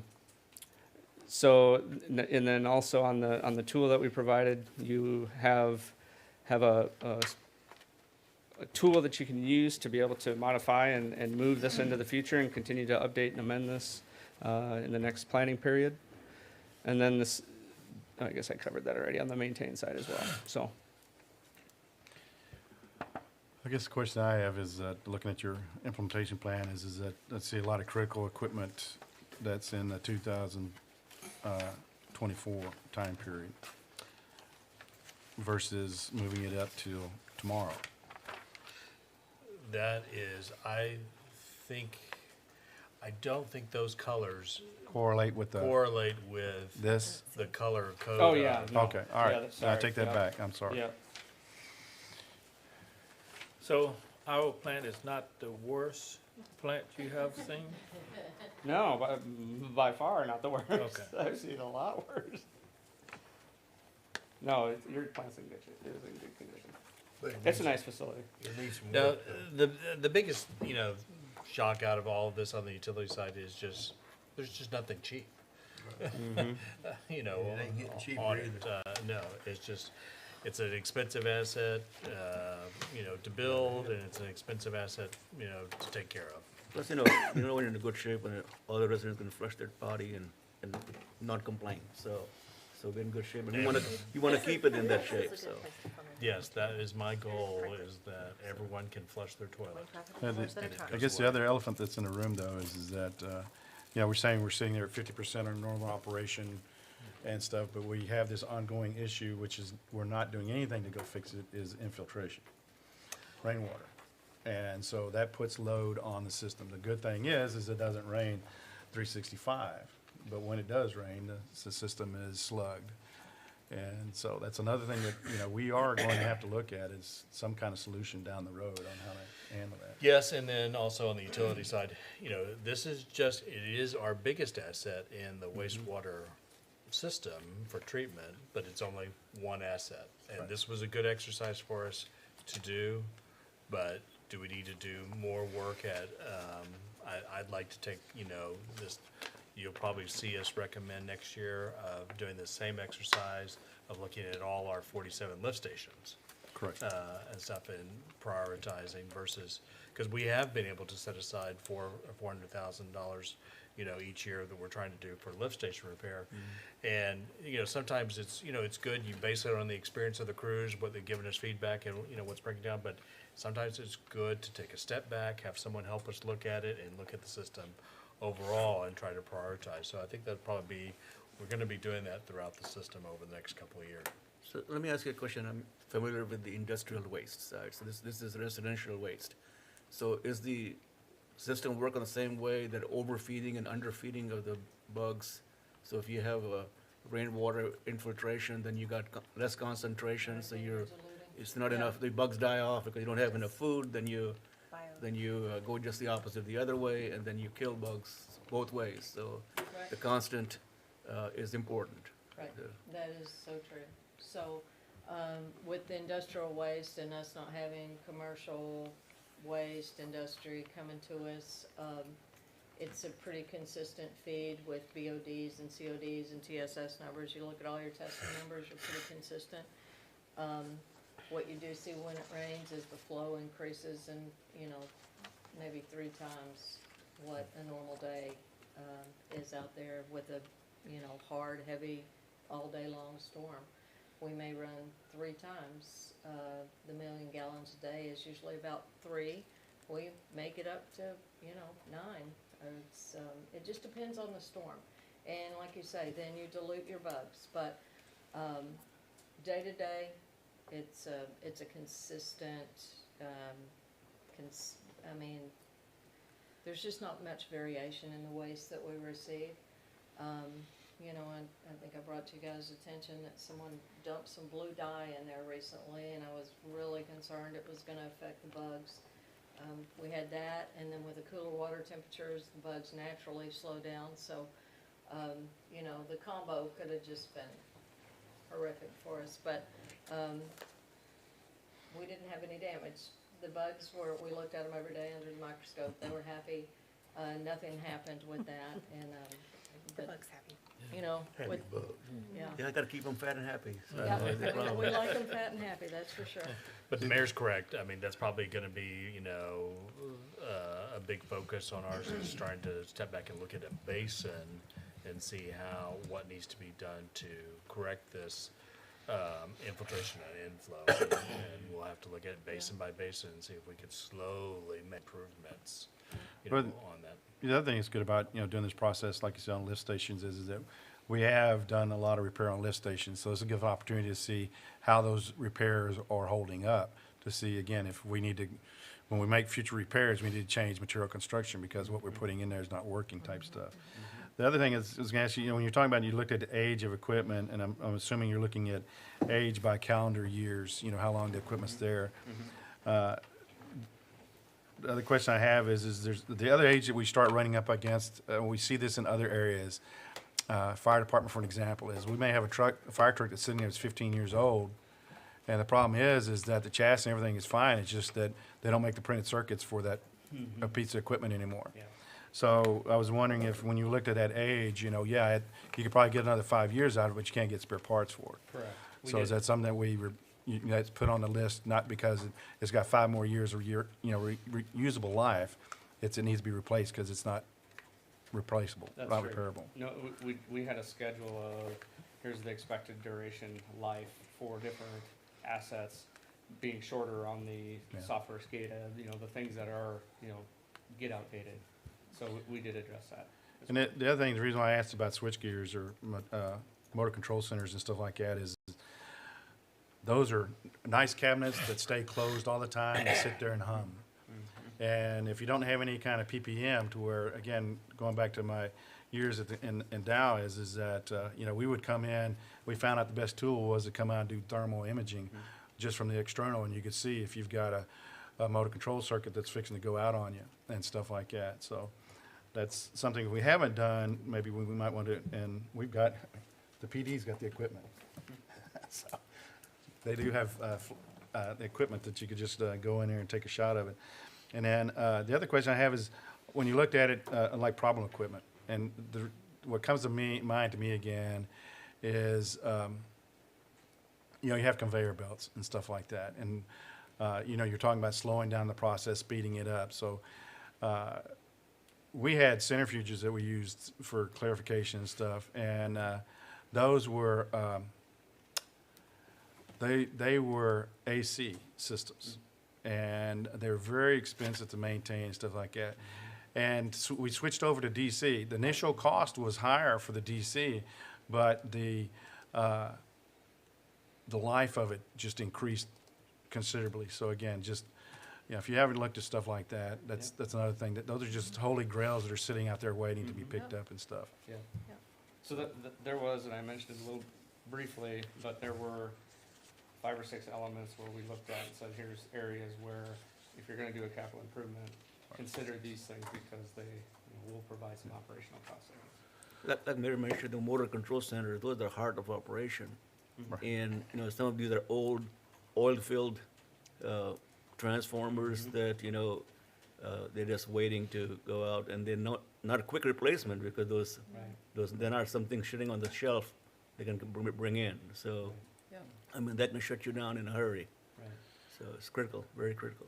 And again, I want to applaud Modesto and staff for taking this approach. I think it's a good approach to bring somebody from outside to come take a look at it, and somebody that are experts in the industry to come look at it and give us some help on it. I hope we do more and more of that. Yeah, well, I appreciate you having us do that for you. All right. And Ms. Webb, thank you for taking care of a very important asset. Keep it in good shape. Keep it flowing. Keep them happy. Keep it flowing in the right direction. Yeah, keep it in the right. Thank you. All right, thank you. All right, anything else on that one? No, sir. So that's just information, or there's a lot more work to do? Information, a lot more work to do. You'll start, see us probably the easy part. referencing this study quite a bit. That was probably the easy part. Yes. Yeah, the budget time is gonna be the harder Yes, part. that's right. All right, item A, discuss and submit 7 votes for the 2022 Texas Coalition for Affordable Power, TCAP, board ballot. And Modesto's got some information about it that's in your packet also, as you see in front of you. And so we have 7 votes of a panel of 9, is that correct, or more? That's correct. This is really, I'm gonna let Sherry, pipe in. She deals more with board meetings and electric. But we did get asked to submit our 7 votes, and you'll see the ballot there. On the ballot, you'll see the letter I enclosed in parentheses. That stands for incumbent on there. And so there are, out of the 9 positions, there are 7 incumbents. I do not personally know any of these, so I can't give you any recommendation on them. I guess Mr. Escobar probably represents our region along with the assistant city manager for Sugar Land, which is not up for a vote, but those are 2 appointees that are at least in the Houston region. Ms. Russell, do you have any insight that? No, this is an organization that we joined 14 years ago maybe, that we all work as one large group to find electricity, and the larger you are, the lower the rates are.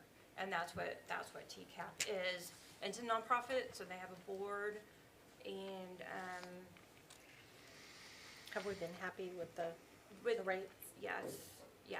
I mean, we get contracts and stuff, and this law firm that runs it, Lloyd Gosling, that's pretty much all they do. Very smart about that stuff. But this is just the oversight board that keeps the people handling the money honest. Can we move any of them to ERCOT? No? Just That asking. would be really great. That's just- They're all gone. Yeah.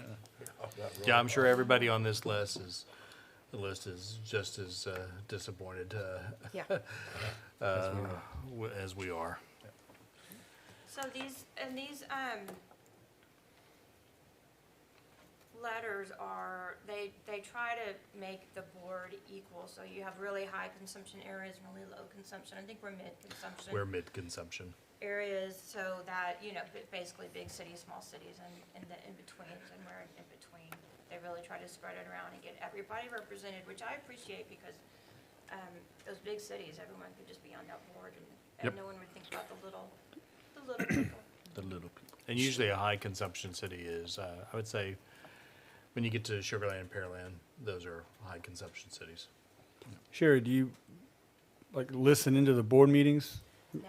No? Okay. I was just wondering if anyone had any But sense. I could send you the link if you wanted. No. I just was wondering, I was wondering if anybody had any sense for how cohesive the board was, if there's constant infighting or whatever. I'm inclined I to. doubt there's any infighting. I mean, I go to the meetings, and everybody likes each other. Okay. So why don't we just vote for the I incumbents? was say, in that situation, I would be inclined to do that, Yeah. but All right. And that's what I was asking, are we happy So with their Yes. numbers? All right, so we'll go ahead and, I think I'm hearing a motion, so we'll start with Vinay. You have making a motion? Yes, that for correct? the, Second. yeah. Have a motion and a second for incumbents. incumbents. Any further discussion? All in favor, say aye. Aye. Any opposed? All right. All right, we're gonna jump off to Mr. Modesto's update, recycling. Well, in recycling, the update is we had, you allowed us to bring in new gen strategies. They were here a couple of weeks ago. Of course, they've had a request for a lot of information of our collection rates and looking at our financials, but mostly the data on collection. They did spend the day with us on a Friday just to observe, our routes, what we were doing, how we picked them up, and then also looking at the transfer station at Seabreeze. And so they're evaluating that, and then they're going to talk then, their next step is to talk to the MRF that we actually take our material with them and then try to come back with a recommendation sometime in January. The one thing they did mention, and I've tried to reach out to, but it's gonna be a little tough over the holidays with Seabreeze, is that it may be tough to build some type of facility in time of June. So they've asked, we're gonna have to come up with some alternate strategy or see if Seabreeze is open to renting or extending that time frame, for us to drop material until we can get something built. Because I think that's, in the end, that's gonna be the recommendation, that we're gonna build something. We're still looking at the mulch site and, where we can drop off material. The question's gonna be, how long can we store material and then ship it to Houston? Is it weekly or is it every other week or every 3 weeks?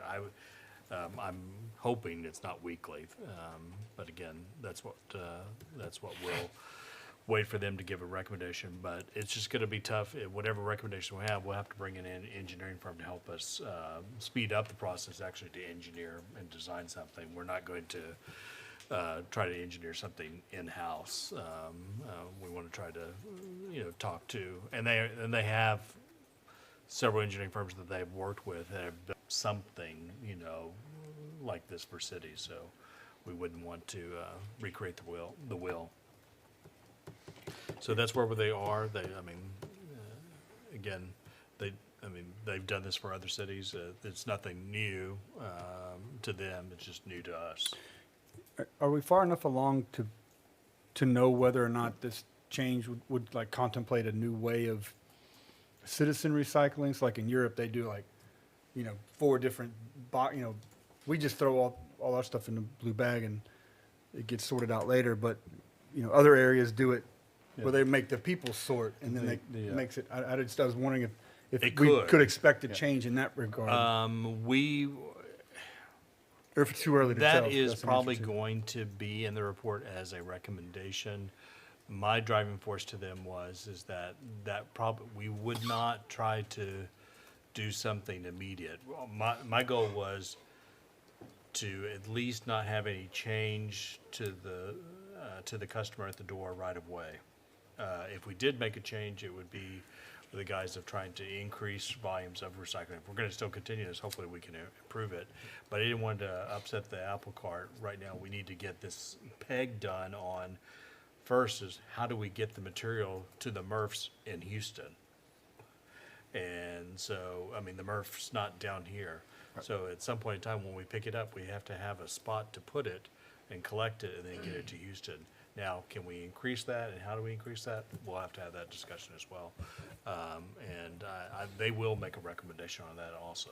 So sometimes when you drive down, you see recycling, it's obvious, it's the blue bag, so you can tell, that not every week everybody puts out recycling. Mm-hmm. So one of the things could be recycling every other week. The same week we have heavy trash, and then your transfer times to Houston would be less, more manageable than every week. So. No, that's a very good suggestion, and I think that's one of the items that they've also discussed. If we did that, we'd probably have to, eventually, they may make a recommendation to go to container. If it was every other week, probably the container size would be bigger. If you were every week, it'd be 65 gallons. If it was every 2 weeks, it'd probably recommend a 90-gallon container. If they, one of the discussions that we had with Dow Chemical that the mayor had brought to the table and the National Recycling project was that, if you really wanted to increase participation in recycling, or at least the amount, they recommend to go container. The MRFs look at us, as all our loads are contaminated. Because it's in blue bags. Because it's in blue bag. They have to physically open the bag and pour out the material. So when we talk about contamination, we think of it differently than they do. They think of our loads already contaminated because it takes extra manpower for them. And that's what they consider a contaminated load. And again, to go back to Matt's question about, you segregate at the home or whatever type of stuff. Again, talking to the National Recycle Project Group, their recommendation is that the way that you increase recyclable participation is their recommendation is to go to the containers, and that you don't go to a container for paper, a container for this, or a container for that, because they said, so that just complicates the system. And people don't want a bunch of containers sitting in a garage either. So their recommendation is you go to a 90 cubic feet or whatever it is, and then you pick it up. You can choose to pick it up every week or every other week. We even talked about, you talk about a collection site where people could come and drop theirs off, and they come here and there, and they could put it into this deal and all that kind of stuff. And they said that what they found out is that increases contamination. You would think that it doesn't, but it increases contamination. And so their recommendation, again, is to increase recycling is to do curbside. You go to containers and handle it that way. So that's exactly what the city did when I lived in Pearland from 12 to 16. And it was, one 90-gallon container. You throw glass, you throw paper, you throw all that stuff in there every other week. Take it to the curb. They pick it up and dump it. And it was extremely convenient. So, and again, the reason why the contamination, why they're talking about the segregation as a contamination is that what you do is if you're collecting glass and paper in here, is you've got a person that's going to take glass. And so you're going to take that tote and you're going to send it to a glass guy.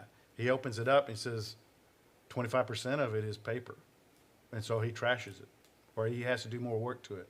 And so that's where the contamination goes in, and stuff. He said the only way you can do it is, he said, where they've seen success with that is that if you have an employee that's standing there and so people bring it up to you and they're putting it in the right place. So you're doing the sorting with an employee that's doing the sorting. You don't have people just walk up and put it in there. So. Interesting.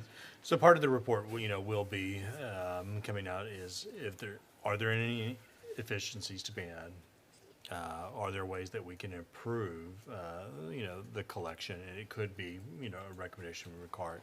But the big guys is for us to first solve this, this problem of how do we get it, the recyclable material, how do we hold it and get it, to Houston? And so that'll be, they may have I'm sure they'll have a phased approach of how to tackle this, but that's the biggest problem, that we're faced with right now. So basically our focus is how do we continue? Yes. And then we'll work on getting better after we get that piece fixed. Correct. So, all right. Okay, so let's move on to construction updates. I can,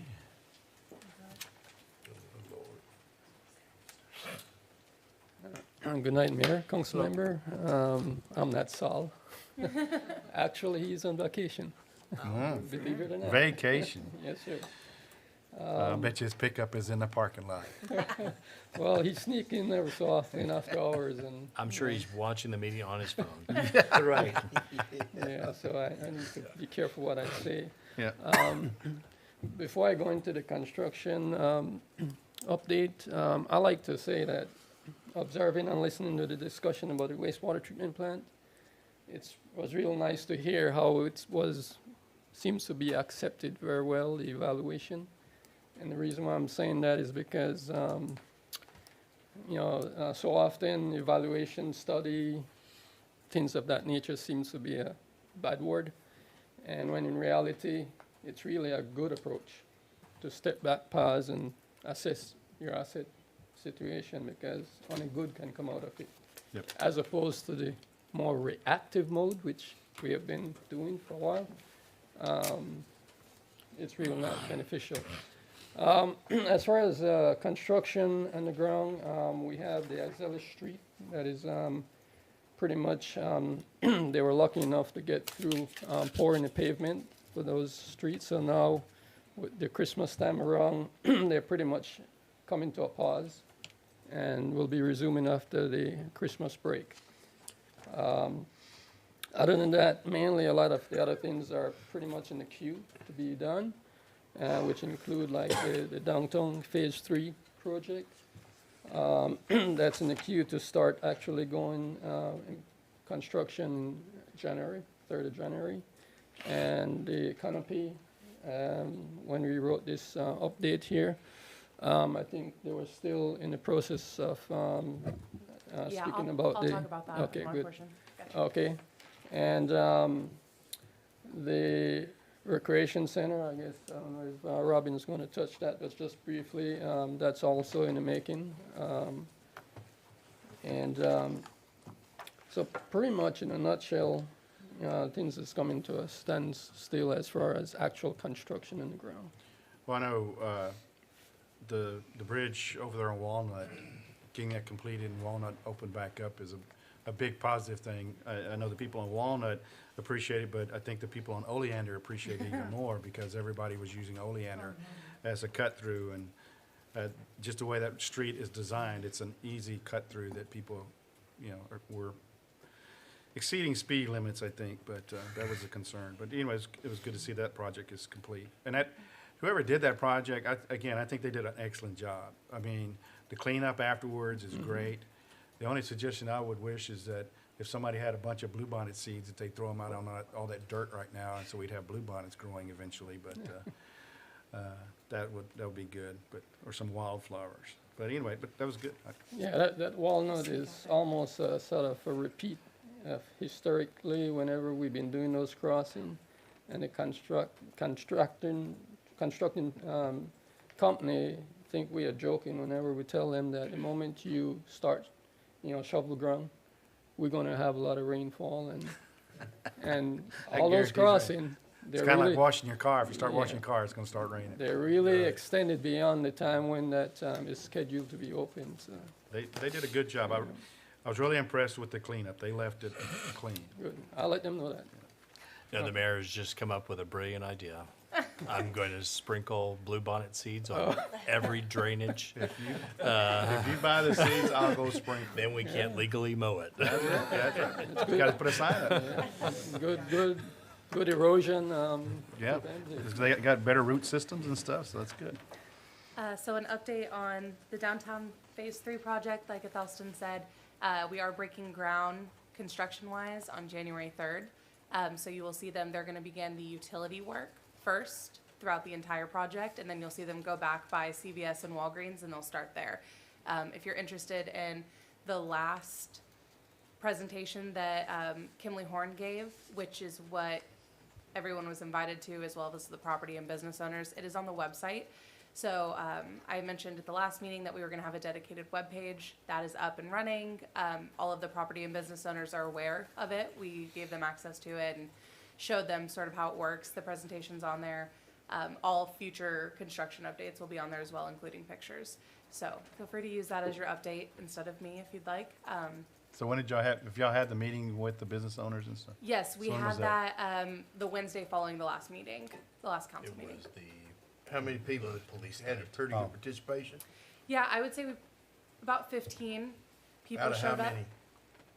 A lot. Probably about 80 letters we sent out. So there wasn't a lot of complaints. Sal's update on there was very true. It was just more discussing. We had 2 business owners they had questions about the project. Councilman, that's not out of the norm. Most of the businesses attend, at the design stage when we individually talk to them, or when we unveil the sign, Right. and talk to council at the construction stage right before. As long as they know the date, they really don't have a lot of questions. Yeah. So And the in my- property owners as well as business owners both got notified? Both were invited, yes, sir. Because a lot of times they're not the same, so. No, yes, we sent one to the physical address, and if I have a manager's name, I put it on there, and then we also sent one to the appraisal district's property owner. So we sent one to both. We really only have one letter to send to one owner. Yeah, depends on which side of town it is. Well, on that side, it's only one. Yeah, I got you. All right. And then we also met, we finalized the canopy agreement, the draft of the contract, the hold harmless agreement that council asked for. We did have a few changes requested by one individual that owns a substantial amount of property. And so Sherry worked with them, their insurance company, on getting the changes that they would like, and then I sent that updated draft to all of the Canopy property owners. So they all have that. I am going to try and get those the beginning of January from all of them, anyone that's willing to sign, and then we will bring that back to council in January, most likely the second meeting in January. I'm trying not to rush the businesses, or the property owners, I guess. Give them time to digest it, meet with insurance or lawyers if they feel that's necessary. I know of 2 that will be signing it. And the as low of right bidder now. has agreed to hold and give us this time Yes, on their. yes, they're honoring our bid. So we're looking okay on both ends of that. So that's all I have for downtown. Anyone have any questions? So the other bonds, so the carpeting and, Yes, so moving on to bond projects, the contract with with Thorne is basically done as of today. Everything was signed. We're just waiting on a paper or 2. So they will be starting the design portion of that, and we'll be bringing it to council as things come. I'll report back on that. And then the library flooring, I met with the library group. It's our committee that we have informally. So a couple members of them, mostly staff at the library, and then their county representative. And we discussed a timeline. So I think with the library flooring, we're going to go with a cooperative purchasing group. That way we can simplify the bid process and get things started quicker. They would rather us start sooner than later, just because they need to be open before summer. right. So we will be trying to go through by board or one of the cooperative purchasing agencies for that. So that should be getting started. First of the year, I'm going to be reaching out to a couple different businesses locally and see what kind of numbers we get, and hopefully get that started. I'll have an update for you in January as well for that one. Okay. So. Robin, you want to tell us about the roof real quick? So after, after the approval, the contracts have all been done. I know they've been picked up. I'm not sure if they've all been brought back yet by Jayco Roofing. They did come out and did some measurements and different things to look at the roof. And they said that where their normal turnaround time on materials was 3 days, now it's up to 180. So Special. Yeah, everything.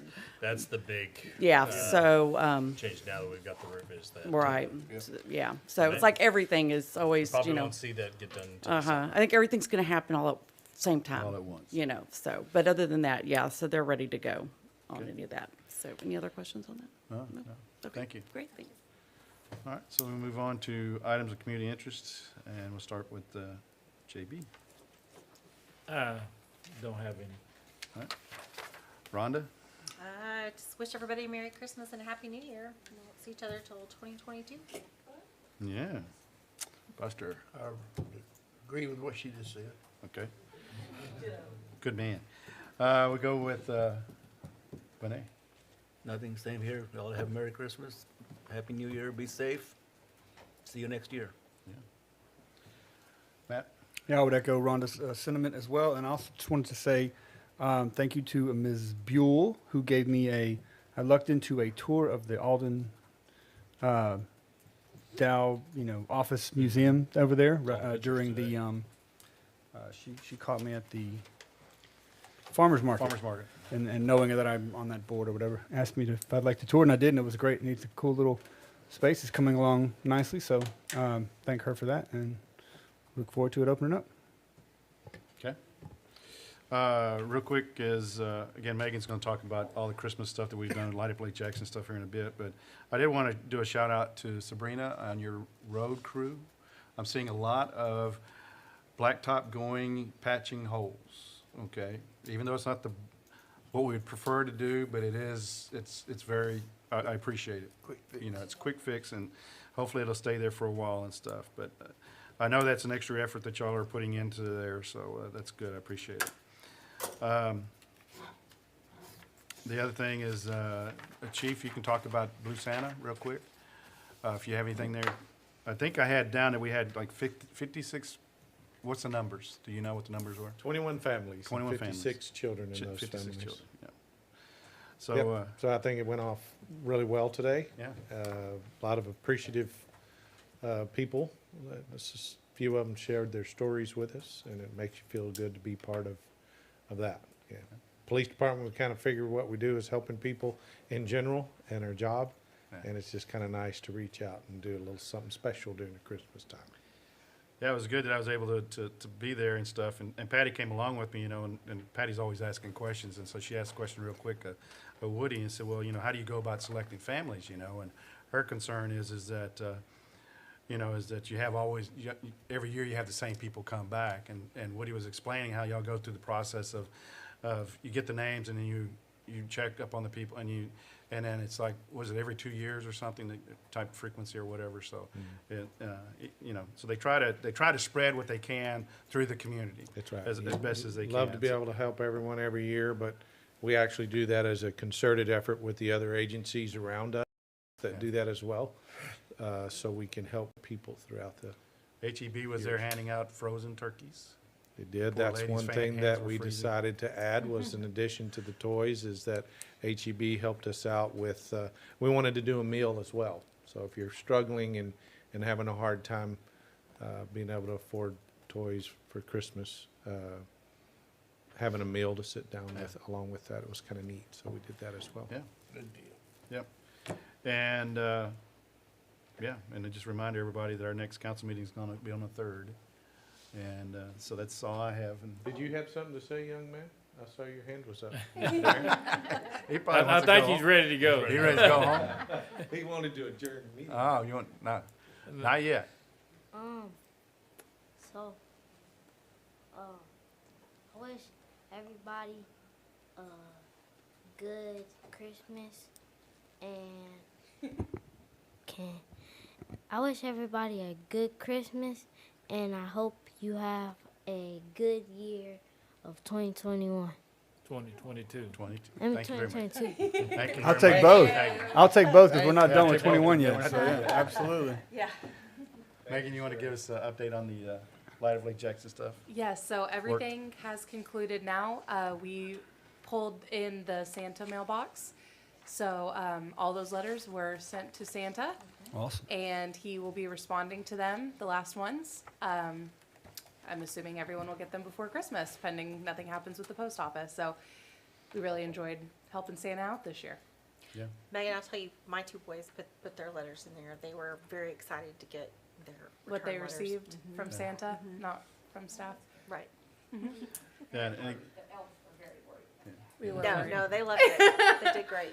When Yes, are you sir. gonna announce the house of the year and the good people of the year and all that? Everything has already been announced. It's on Yes. the Facebook page. So if Did you you- want, I can send everyone we'll the letters. summarize it and send it Yeah, to we'll send you council. a rundown. Yeah, I can send you a rundown. The folks that want it, they've been notified and all that? Yes, Okay. and everyone's received their gift cards or they're waiting for them up here at City Hall. So the other big thing, yesterday, we had the Santa tours. So I just want to give a really public shout out to our fire department and our police department. We had over 20 volunteers this year helping me out. It's not something me and our admin staff can do on our own, Right. like the rest of the events. So without them, it would not have happened. And a big thank you to Officer Gadboys. If you haven't met him, he was our motorcycle cop that was dressed up as the Grinch. And he did that for me this year. It was a new idea, and he said, "Let's do it." He's still getting Yeah, it's green funny was- fur out of his hair. I So was watching some of the videos and stuff, and you'd see the kids, they're all excited about Santa Claus, and and then then they go, see "The Grinch." The Grinch and everything. Yeah. Santa Claus was forgotten. Let's go Yes. talk to the Grinch. Yeah, Let's go we see the put Grinch. in about 7 to 8 hours on the road between 3 Santas. So, yeah, it was a great experience. Lots of really good feedback. If anyone has any recommendations for next year or anything you heard about the whole Light Up Lake Jackson event, Robin and I have a couple ideas for how we're going to do Christmas next year as a city. So, The house trailer, was that yes. TBT? That was from Tammy Bell. Yeah. They let us use it for free. So Yeah. if you know That was her, nice. please say thank you. Yeah, it was a great hit as well. So Good job. yeah, it went off. I know it rained Saturday, but we're still able to touch almost every single street yesterday. So that's why it took us so long. We were out until past dark, but it was great. Tell you what, we need Well to be done. thankful to our local businesses such as HEB, Tammy, everybody getting involved in the city and supporting us for our citizens. And thank you very much. Thank you, guys. Anything else, Modesto? No, sir. Yes. Yes. I'm not sure if any of y'all know, tomorrow night, at 45 minutes past sunset, the Star of Bethlehem will be visible for the first time since the birth of Jesus. And where are we looking at? The best place to see that would probably be the beach. Where it's dark. Which direction? Which direction? Up.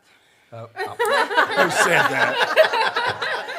That was good. I'm dyslexic. I have a hard enough time remembering All left and right, so. Will you look that way or that way? Or this way? Or this way? On any way. Or His way. his way? Yeah. Megan, Come could you back look that up to and just send it to circle it. council? Yes. Okay, so Megan will give us that information. That's good, that's a good piece of information, appreciate it. Yes, thank you. I hadn't heard that, yet. Did you look at